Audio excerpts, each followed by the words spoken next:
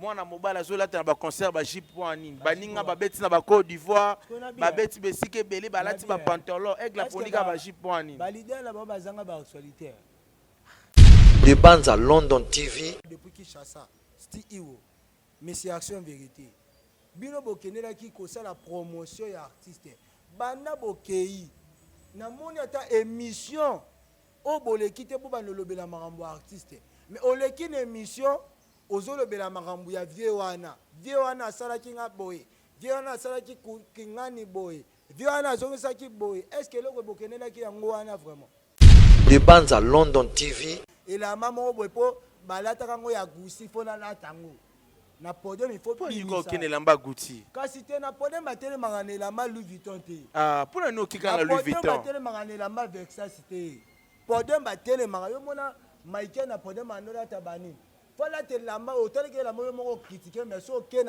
na niveau ya vente nango moni puis wana ekosomela 4 ba misala na bango ata 6 to 7 mituka ba ketch Des bandes à London TV avec des Bruno original.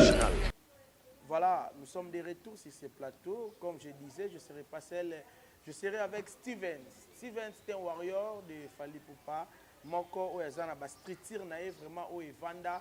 Il y a ba warrior kuna ba sanganaka chaque dimanche bangonde batmone ba tondisaki quand il y a GD eza ba Steven na ikirina ba za ko furo mule o Fally Ipupa bengara famille nanga. En tout cas Steven Boni.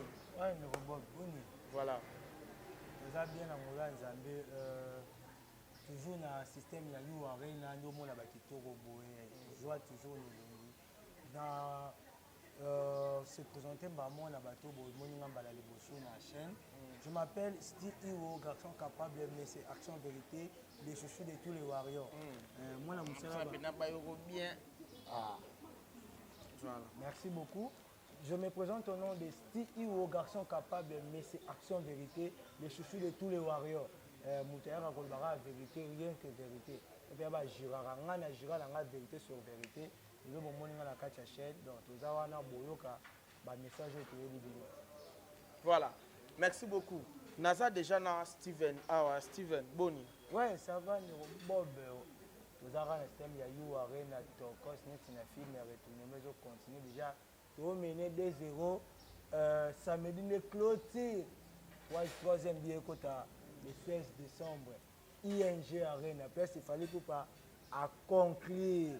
Histoire oyo annoncaka que na robetaka ba arena malgré ba combat malgré si malgré ba obstacle telemaki na ba tous les trois concerts na biso arena mais le 16 toyesko ko conclure ba débat toyeko silsa opena dia le bara tembe sili ndeti na film donc le 16 ba fan tout ya Belgique boza déjà prêt pour na ko découvrir spectacle dernier spectacle. Voilà, tout ça exercice moi aussi bon micro parce que tout c'est la benda bien. Bat bayo rabi vraiment bien. OK. Pour malobeko raté. To bandi siko. Fally Ipupa. Pona you Steven. Ba vidéo est tamboli. De 1 you arena ba bi Fally Ipupa kata ba rideau. De 2 ba bi ovo ya arena. Je même des vidéos. O ba lobela isala na ngompiaka mais babomaka bamwinda na système baola que ces vidéos mo artiste à côté yemba déjà na simampiaka. Est-ce que ba image wana est vrai ou faux? Bon na linga pena ba question parce que et comme ça nga sous maïle makasi. Tu vois Fally Ipupa jamais aroyo beta mpiaka na ba concert o qui préparé pendant 6 mois 7 mois d'avance. Parce que tous les trois concerts wana to préparer kango bien ba bien na biso etekamaki exact soki na ba bijouterie na biso wana au moins ke ba ba ke ba billet exact même mundele moko azo confirme que toza na ba billet te parce que l'Olympia kawane la ba vidéo ba 19h ba to kota tous les trois concerts a Fally ba to ba kota tous les deux concerts a Fally ba to ba kota ndenge moko ba kota na parole la défense arena. Le système, il y a mon contrôle toujours. Ok. Ce qui va contrôler, c'est mon côté et ça va être. Il faut appeler l'artiste, on a toujours un retard dans la scène. Parce qu'il faut respecter bato wana bakota bango tu nsima ya ye komata beti concert bato bazobaka Fally Ipupa abetaki mpiaka babimisa bavideo ya 21h ya 21 artiste déjà koti na scène eza te tu vois ke wana eza bafaible nde bato balobaka bongo parce que vrai ya vrai noko ayebi mambo ya scène mambo ya podium oloba te ke moninga abeti mpiaka. Mais pourquoi bosala ngo seulement pas ya Fally Ipupa? Pourquoi? Mais bazosala ngo c'est parce que on a lobi bafaible bato bajouera na basentiment na bango parce que ngane na abona vrai noko mpe naza mwana aigle a aigle donc chouchou ba warrior nazalaka nalengaka noni makambo ya bato te natalaka te prendre lobelaki kuna makasi koleka nga wana eza arme ya bafaible vrai noko vrai yayo alamukaka ntongo ayebi koluka lipa alandela makambo ya moninga te. Fally Ipupa ntango atiaki badate na ye wana ayebaki poids na ye mpona force na ye amontrant devant millions de personnes arena wana aza le seul congolais le seul africain to bandolo bara te bamakambo nyonso ayebi ke lelo na Congo c'est Fally na Afrique Fally asangisi Afrique comme pays. Imagine toi Fally asangisi Afrique comme pays donc wana eza baleson li ya bafaible baarme faible nde bato bayiki kolobaka Fally abeti mpiaka so yaneli mpiaka yango eza te na kati kuna omona mpiaka ye te libanda ti kwenti komona ke banda na début ya podium tina suka to avancer ovo arena you arena ovo arena bana baotondisa ngo tokeka etonda wi est-ce que ba warrior to ba mourir ya ba musique congolais bondima na ba fanatique pe ya ba orchestre mususu ndeti ba wengi mais ndeti ba to pe ya ba papa Hervé otangi nani ndeti ba fanatique pe ya ba papa Hervé. Papa, on la débat, la émission sur Fally. Hein? Tout à peine clair. Ce qui, c'est 100%, il y a un concert tout à Fally. 80%, ils ont un warrior. Vous comprenez? 80%, ils ont un warrior. 20%, ils ont un mélomane, il y a une bonne musique. Un responsable, un cadre. Vous comprenez? Bato o balinga azane warrior te mais alingaka Fally Ipupa alingaka musique a Fally alingaka komona Fally a live. Comprendre? Asombi ticket na ye mais 80% eza ba warrior. 80% ba concert to Fally. Donc vous continuez, vous pouvez battre boire partout. Na France bozali, na Londres bozali. Partout. Donc biso so tamo na tous les pays où eza na monde. So koti na 4 ndako kuta ta warriors ata moko mibale ba. Voilà. Pour na yo remarque nino sali to ke non remarque négatif. Na ba concert mibalo e betami loba vérité te ke warrior pour na ko aider papou. Exact. On n'a pas une vérité. Yo journaliste yo bisanga o ezali ngala loba. Remarque balobi bambasi ba yembité ba junior ba yembité fala a présenter na ba mokobe na ba to belé belé. Nathan viens na ngambasi viens na junior mutukwa bayemba te est-ce que yo yebaki bayebi bango te ke ba star Nathan yembaki na Over Arena ayembaki nzemba Steve Lemba eza selon ndenge classime betamaki ya banzembo soki bayembi te est-ce que balongwa ni ça te collecte bango liboso représenter Nathan ouais voilà ambasi voilà nde balekaka wana to bamona bango déjà bamisa Fally oyo bayebi ke na chaque concert a Fally équipe ndenge ezalaka Nathan aza wana mbasi aza junior aza wana atele Emmanuel na suka kuna moto azali bayebi te ke wana bamisa Fally foka Fally apresente te bayebi mais tomona baconcert ebele ndeti bavi na biso bawenge omona alekisi héritier moni Fally osala carrière selon Fally comprendre Fally okoma histoire ne selon Fally pas selon soki nani non osala ngo selon Fally Ipupa soki asalaki yango selon ke bawera bajiba ningo osala yango mpe mais asali selon ye est-ce que jiba beta na arena Kofi beta na arena wera beta na arena wera lancé déjà 3 concerts en espace à 1 mois mais maman abeti masiki na beta na Ovo Arena wana eza kozongisa bato bakufa na papa ma mère ana déjà daye na ekala comprendre te respect na maman abeti respect na ye parce que déjà moto akufa na ye faut apemane na kimia mais na ba plus respect ya bien congolais monte no abeta arena bana musique bana ti lelo toza na époque Fally auto vivre na temps fali na monde fali to vivre pourquoi baza ba incapable ou donc baza ba incapable te baza ce qu'on a capacité de kobeta ngote on ande baza na ba succès te ba na ba actualité te parce que même arena wana arena eza procédure tango ya au proposer salle ba biso bizela ba koti siko na makambo na yo balandeli yo babani kota le passé no batel na lelo ba moni ke na le passé obeta ki mena lelo za na actualité te ba opeso salité donc ok malembe bongi ba prendre biso na Congo muto aza na critère ya kobeta ba arena wana donc actuellement c'est fali actuellement na lelo na minute pe na temps où c'est fali faut tout à la clair ah mais oui nga na tanga na nga ba kombo yango lukila nga ba problème mais so tanga nga ba kombo ko kala ba kombo no tanga la ba no tanga no ba makambo na bomba salaka bon toke na ba kombo actuellement papa 24 fait rigolo la justice de nuance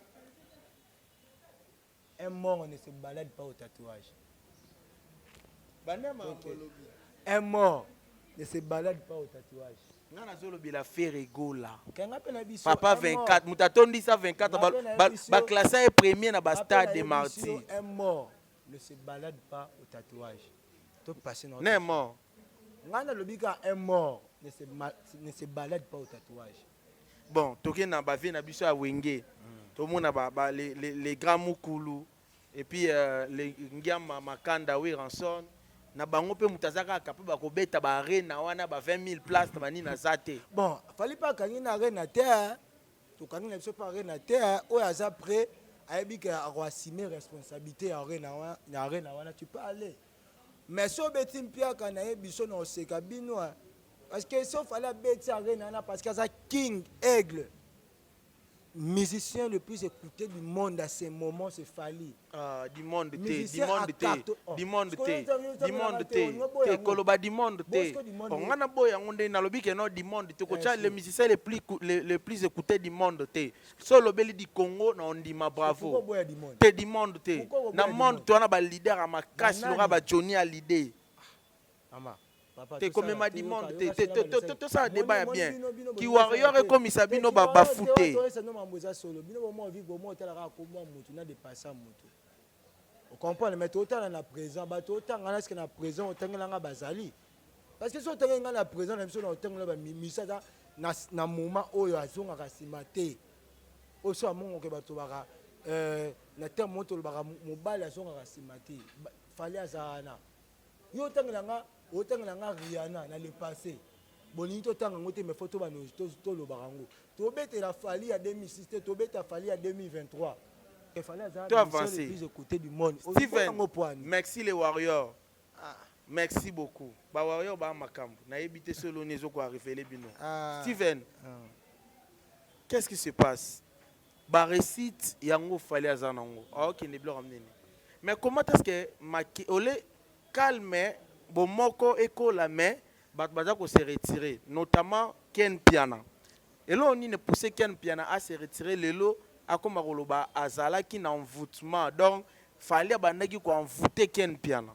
et ngai ngapenja na ba niveau na ngai na ba niveau na travailler chez Fally na oui koloba que ingratitude des arala pas bato pas na biso ba chroniqueur tu vois lelo oye pas Fally oluki vi au moment quand ozwe le roi no luka oboti maseki omatisi mapeka mo bosa na mutu afula kiyo so ya ki chez Fally te on fula mati soko le kaka tana nzela Fally wana te ya musumo kilenge mo na hotelelo ba biso ba oto esima nga lobango na lobake ba register ba numéro ba émission na sala ra o lelo te lobi te bozongisa ngo so na komi ingrat devant Fally parce que faut de la reconnaissance c'est ça bien Ken Piana lelo soki ba botanga komone Ken Piana chaîne na wana film soki vu succès c'est à cause ya makambo ya Fally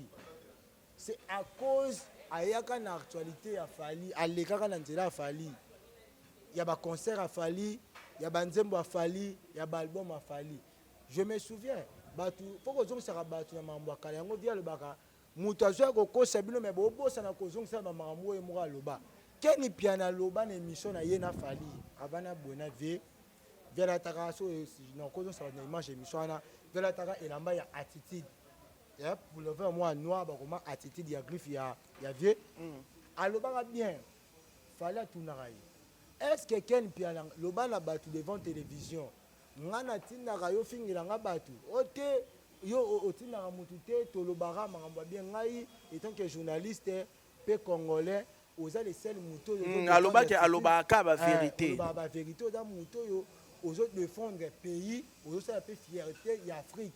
Est-ce que na série wana fala sake ke loba boye faut to zomi saka batu le discours so Kempi na se retirer devant Fali Kempi na ta le loi longwe warrior soit à longwe journaliste a fallait rekoya te baka mono tsala ga oza pona ko pesa ka force na ko soutenir artiste na ko pouvoir artiste fallait za na bate bele bana na keso azuka loka poster et tala mi pesa mi na promotion soki to kaka ko puyo ko loba boy ko baksa mama lobeza pona kaka ke étant que artiste mo international faut to baksa mo ba force moi ko zongisa batu na nzira mais na ko boy fallait ko sake le ba journaliste bazate fallait on résister beta ba concert plein mais aucun pianazo loba lelo to munya mo travailler na akomi libre dans on travailler na ba tonton promo travailler na eza jalousie ya ba visa alobi alongwe na ene sika ya mabe côté baba tumaka bo balingaka ba diminuer ba artiste mususu ka pona artiste mo mabino ba warrior bobo ya ngo soki ko diminuer senga yo ngoye bangai ye binga travers mambwana Olandi sortie médiatique ya Maniké na Kisinzora ake na plateau azolobela mambo Kisinzora voilà Kisinzora sali boye Kisinzora ke boye kuna kutu basala ke nini baleka kie tolandi lisusu vidéo ya Kisinzora o nga kutu via salanga boye fali ameminga certes que ça bien est-ce que pour le moment c'est nécessaire kolobela makambo wana ou bien kolobela makambu ya barena o artiste azo sala o nanu ezala difficile pour ba musique na monsieur salema bon ngapena na ko ba ke bandeko bozoki chance bokendo sala musala na poto boka sateke bosuki si ba chroniqueur nyonso ya Fali Pupa eza pena ba vena boya ba biso pe to ana banzela wana toya to sa musala to ana support to ana loko te mais to travailler na honnêteté nanu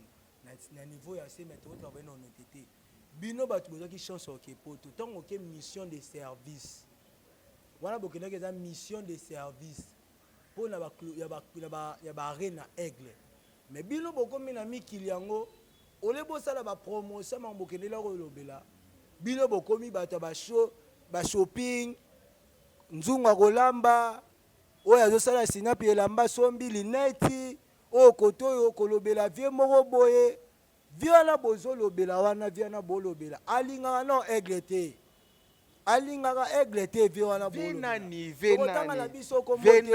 loba vérité bozo lobela wana Maniké abando lobela makambu ya vie ya Kisinzora o baswa o Kisinzora lobi asimbaki ya lekaka ba serre na nga o bakemikili ba chroniqueur ya biso bakemikili o warrior loba depuis Kinshasa sti iwo mais c'est action vérité bino bokenela ki ko la promotion ya artiste banda bokei na moni ata émission o boleki te bo banolobela makambo artiste mais oleki na émission ozolobela makambo ya vie wana asala ki nga boye vie wana asala ki kingani boye vie wana azongisa ki boye est-ce que loko bokenela ki yango wana vraiment eloko bino bokenela ki yango wana vraiment ça nous fait mal. Comment la bandeko na biso ba kenaki pour la mission de service ko pouvoir artiste mais bokomi ko ça ba débat sur internet donc vio na tindi batu na ye na niveau mikili ale sabino mbongo pour bosser la ba débat na télévision ata bino moko artiste bozana e bozu grâce aux ana artiste international professionnel o azo défendre Afrique puis Congo boza pembe na ye mais boza ba proté na adressé na bino pe na bolimbisanga so bomone loko ko swa bino mais bolimbisanga po ezo sala pasi bokenelaki mission de service mais mission de service on peut bo sala ngo kitoko te est-ce que ndebo mona ba lobela penda ba actualité aigle très bien ndeti ba exploit outi ko salema na ovo arena nan ba lobela ngo te tandis que to moni ba publier ba vidéo ya mpia ka voilà to moni qu'est-ce que na ba binito bango ba sur le terrain bazaki batoke kosala balive koparle sur yango moment bato bazofinga moto ayo na poto te mazoleka na te bayembi te babeti mpiaka me bino bato aigle amemaki bokendaki kuna nini bozosala nini bozodefendre nini mpena bozodefendre vraiment biso bawaresali biso pasi komonaka tosepelaki kokende na bino mais tokomi siko koregrete pourquoi bokendaki donc boregrete pourquoi aigle amemaki bango ngai na biso vérité tosepelaki ke tomoni bachroniqueur na biso badefendaka te na Kinshasa se balakisa bato bapreuve à l'appui baloba koloba boye so moto alobi mpiaka babimisi ya nini kuna boye ekomi oyo alakisa so shopping oyo aye koto oyo ke vie wana asalaki nga boye vie wana kutu na sens te omoni nga soki nake mission de service ocomprendre nake mission de service kodefendre artiste na nga non défendre kitoko noza ti makambo nakendelaki esili nsima na ye kobandoloba bamakambo nango esengi na bandoloba so na osala shopping ya 10 super soki marché kuna donc osala yango nsima mais oyo nakendeli na fona sa yango ezalaki na essentiel bazofinga fali abeti mpiaka tozomona balive te so tokoti na live nzunga biloko tomoni kote oyo elamba tomoni kote oyo chambre ozolala vie wana boyeboye estce yango na mpena bokendelaki naza warrior albemio naza warrior nayoki mpasi etant que warrior fali mpo paza motu oyo tokosesa so bajete ayesu motu tokomema makambo loko ya mama nzanza te te fali aza drapeau ya mboka epuis étoile ya afrique faut tosala bamakambo na ndengaki professionnel omoni ke bato baloba ya solo à part kofinga na kokretien communication boye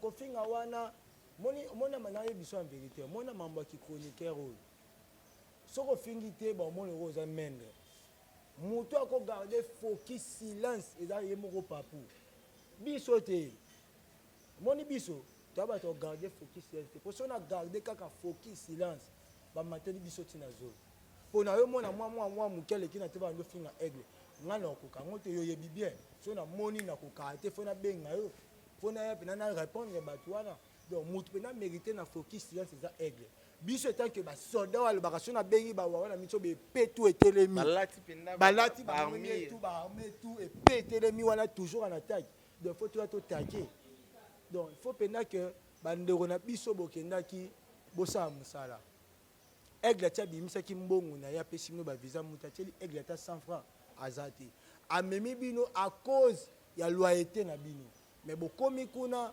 tokoma omona makambo mosusu voilà bochanger Steven Stade de France défi ya monene ezozela tomoni mpe baartiste ebele ya Congo batie Parc des Princes tomoni mpe batie baaccord arena apparemment 2024 à 2025 aigle fois préparé bitumbe rozala makasi badiversaire baoya mpe makasi na bastale ya minene bilango système oyo tolinga Stade de France na tibo abinini so tolinga Stade de France tunanga Stade de France ezoya na 2000 Stade de France 2024 Stade de France 2024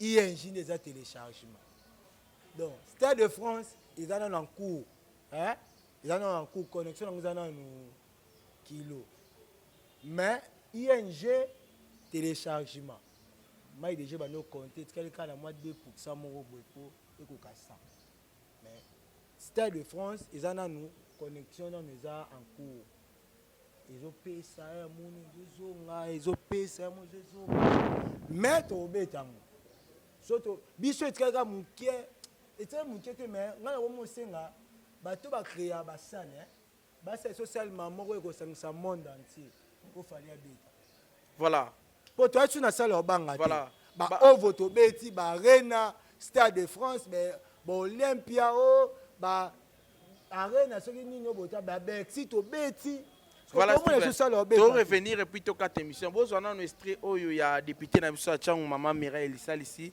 après nous allons revenir pour to conclure l'émission na biso écoutez 94 la selle 543 la changu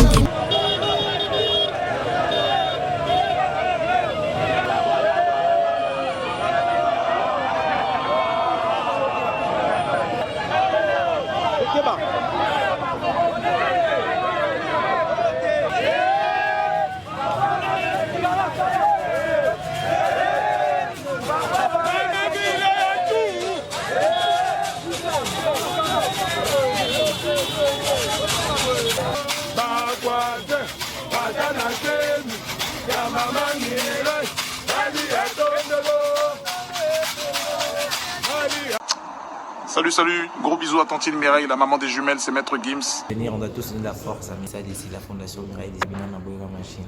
Toujours. Si les groupes Jantiningo Bilambaka. Dans les gars. C'est écoutez. 94 la Célé, 543 la Tchango. C'est écoutez. 94 provincial, 543 national. Maman Mireille Belembe, la préférée du peuple. 94 provincial, 543 national.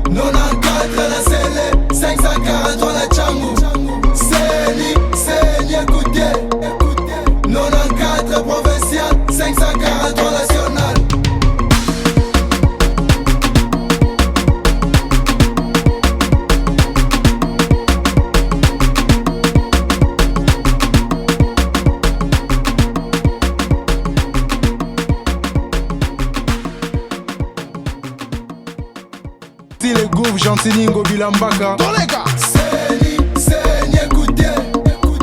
94 la Célé, 543 la Tchango. C'est écoutez.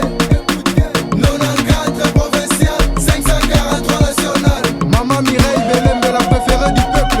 94 provincial, 543 national.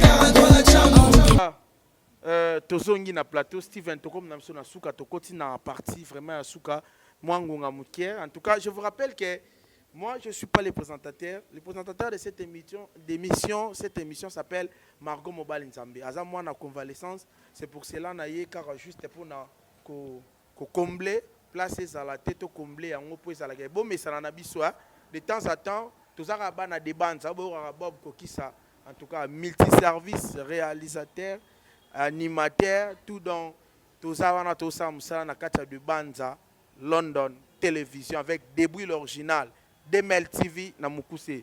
Voilà, Tomo Suka. Alors, Steven, par rapport à la critique, na ba teni, tout le monde na eu arena, fallait pour parler de jupe. ala te batenye belé zela non ya na répondre non na te tozo ya o répondre na répondre na bi question na toki na na suka avant na répondre na question na yo bana changu bana masina bana ya changu la changu précisément plus nyonso bozali mosundi na bino aye mamu ayo kaka kolela ya bana mamu ayo baka pasi ya bana babi baza rebele te okozala mama mais oyebi souffrance à bana te faut benga ye penza ayebi souffrance ba warrior pe na rappeler petit Fally maman na biso lelo o to lobela aida petit Fally place aza ayebi maman Mireille Belembe lisali si fondation Mireille lisali c'est aida petit Fally passeport na liboso mère na yo yeyo aida warrior faut yebi c'est ce que ba warrior bana changu ba warrior bozana changu où eza chouchou na bino sti io garçon capable de mixer action vérité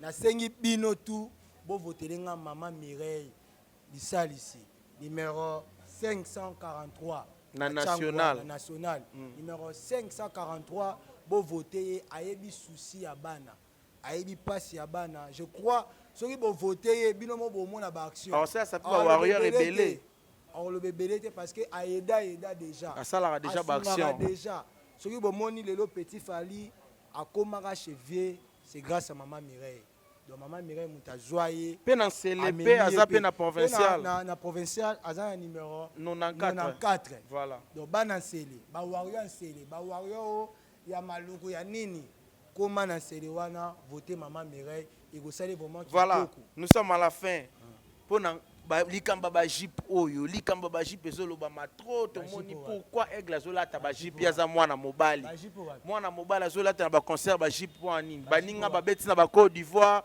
babeti besike belé balati ba pantalon aigle aponika ba jip wani ba leader la ba bazanga ba actualité. Est-ce que ba leader la bango ba yebi poids ya podium ba yebi force ya podium ba yebi o elambe singa na podium bayebi ke na podium faut na telema na bu na podium ba telema na kiloti te na podium ba telema ka te o te mangana elama mo boepo balata kango ya gusi faut na latango na podium il faut pas ko kene lamba guti kasi te na podium ba telema ngana elama Louis Vuitton te pour na no kika na Louis Vuitton ba telema ngana elama Versace te podium ba telema yo mona Michael na podium anola tabani faut la telema o tele ke la mo mo critiquer mais so kena na niveau ya vente nango moni puis wana ekosomela 4 ba misala na bango ata 6 to 7 mituka baketi so peut na ba moto 80 moto to 100 moto Fally Ipupa alataka bilamba ya cher yo ko imaginer que moto ko dépenser $20,000 to $38,000 pour ne lamba ya cher ba jip wana eza ba 38,000 ba jip te ko benga jip te benga ngo elamba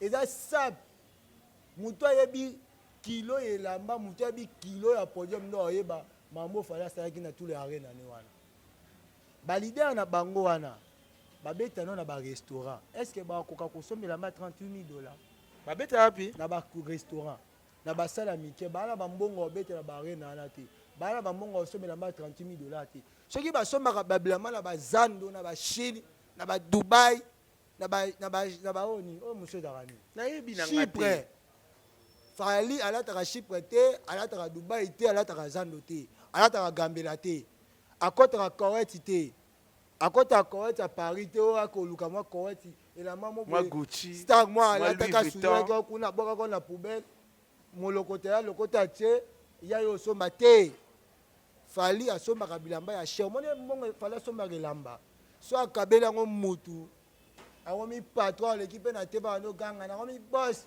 ba mo yemba e. Vous comprenez? Voilà. Elamba Fally eza cher. Ba leader na bino basombaka na bazando pour bana ba moyen te.